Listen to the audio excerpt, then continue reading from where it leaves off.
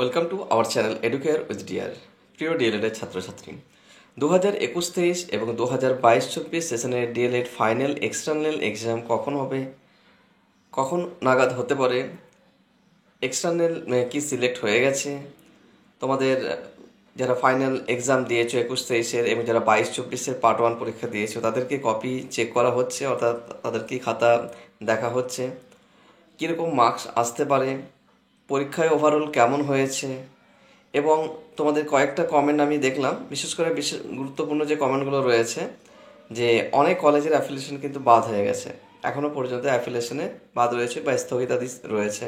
সেক্ষেত্রে তাদের কি হবে, তাদের কি পরীক্ষা হবে না হবে না, এই নিয়ে কিন্তু সংশয় রয়েছে প্রত্যেকের মনের মধ্যেই। তো চলো সেই বিষয় নিয়ে আজকের এই আলোচনা। প্রথমেই বলবো, দেখো 21-23, 22-24 সেশনের এক্সটার্নাল এক্সাম কখন হবে এই নিয়ে আমি তোমাদের কিন্তু বারে বারে বলেছি। তোমাদের কমেন্টগুলো আমি দেখেছি, আমি কিন্তু কোনো মন গড়া আনসার দেওয়ার চেষ্টা করছি না। কারণ দেখো, বিভিন্ন সূত্রে থেকে আমরা যে খবরগুলো পাচ্ছি, কারণ আমি কোন একটা কলেজে রয়েছি, আমাদের সঙ্গে বিভিন্ন কলেজের যোগাযোগ রয়েছে। এছাড়াও আমরা ওয়েস্ট বেঙ্গল প্রাইমারি বোর্ডের তোমাদের যে সমস্ত মিটিংগুলো হয় বা যে সমস্ত সেমিনারগুলো হয়, সে সমস্ত বিষয়গুলোতে আমরা অ্যাটেন্ড করে থাকি। সে সমস্ত বিষয়গুলোতে যারা রয়েছেন এক্সপার্ট, ওনারা যে বিষয়ে আমাদের আলোকপাত করেন তার বেসিসে সেই সূত্র ধরেই কিন্তু আমি তোমাদের সেই একটা অ্যাপ্রক্স ডেট বলার চেষ্টা করি। তো যাই হোক, সেটা তোমাদের বিষয়, তোমরা মনে করতেই পারো সেটা। তো যেটা হচ্ছে, তাহলে কেন বিলম্ব হচ্ছে, সত্যি তাই বিলম্ব কেন হচ্ছে এ নিয়েও একাধিক প্রশ্ন রয়েছে। তো চলো আমরা ভিডিওর মধ্যে সরাসরি চলে আসছি।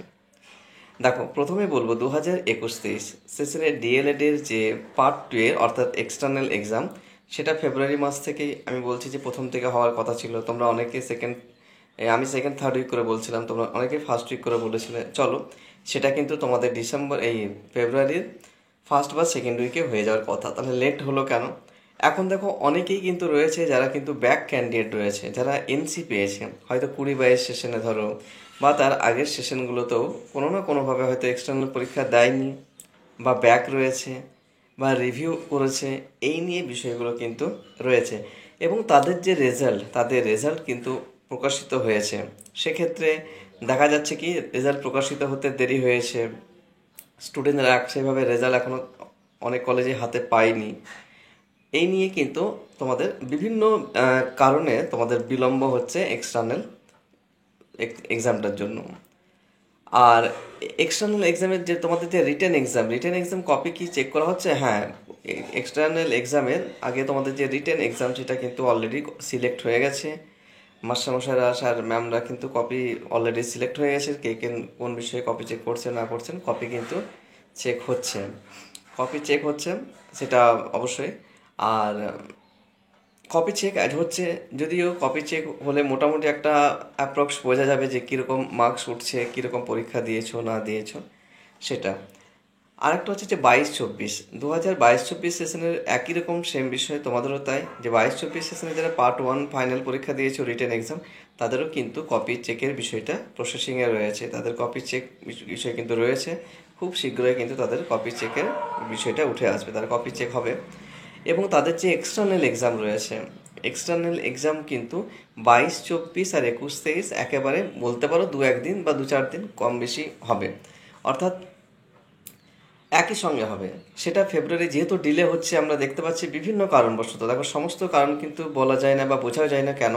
তো মোটামুটি যে সমস্ত কারণগুলো আমরা দেখতে পাচ্ছি আলোচনায় উঠে আসছে, তাতে কিন্তু আমরা দেখতে পাচ্ছি ব্যাক বা ফেল বা এনসি যে ক্যান্ডিডেটগুলো রয়েছে, সেই ক্যান্ডিডেটগুলো কী হয়েছে না, তাদের মার্কস এখনও অনেকে পায়নি, যার ফলে কিন্তু বিলম্ব বা ডিলে হচ্ছে। 22-24 সেশনেও আমরা দেখতে পাচ্ছি সিমিলারিটি। 22-24 সেশন পার্ট 1 যারা দিয়েছ, পার্ট 1-এর একই রকম হবে, কারণ 21-23 যদি না হয় 22-24টা হবে না, কারণ প্রত্যেকটা একটা প্রসেসিং রয়েছে। যেই 21-23টা ক্লিয়ার হয়ে যাবে সেই 22-24টা হবে।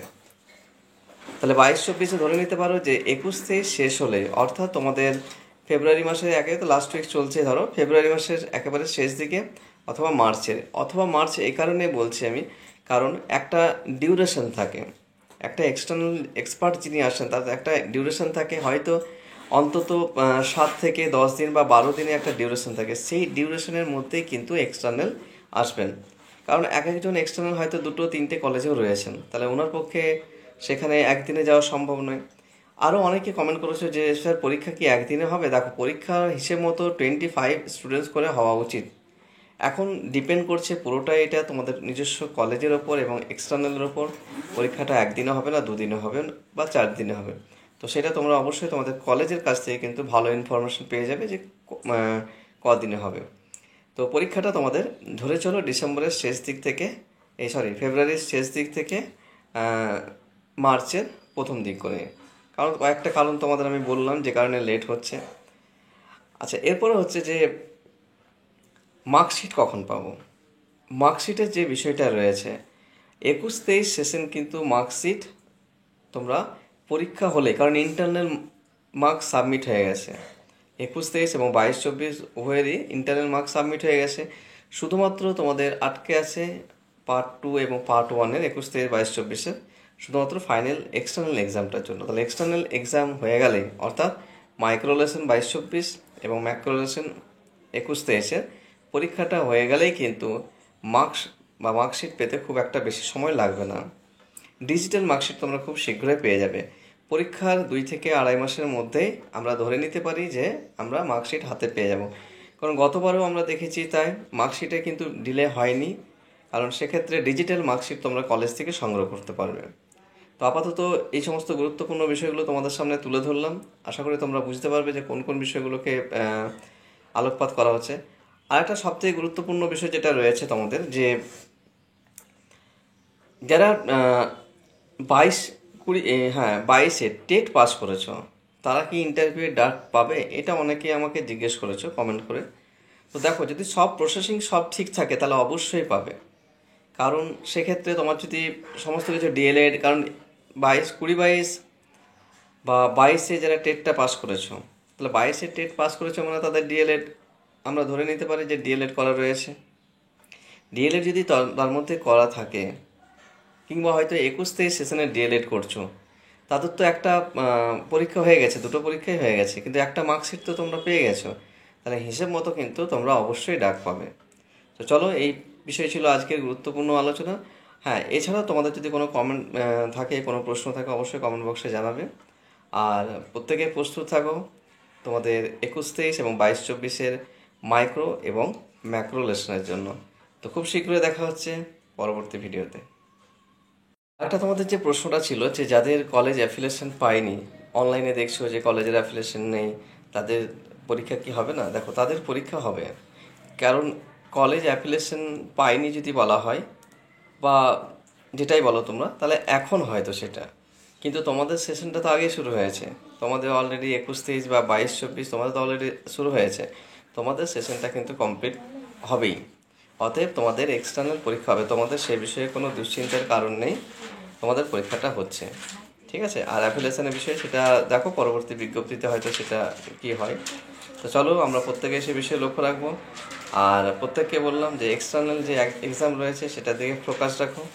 আর আমি গুরুত্বপূর্ণ যেসব তথ্যগুলো পেয়ে থাকি, যে সমস্ত ইনফরমেশনগুলো পেয়ে থাকি বিভিন্ন সূত্রে, সেই সব বিষয়টাই তোমাদের জানানোর চেষ্টা করি।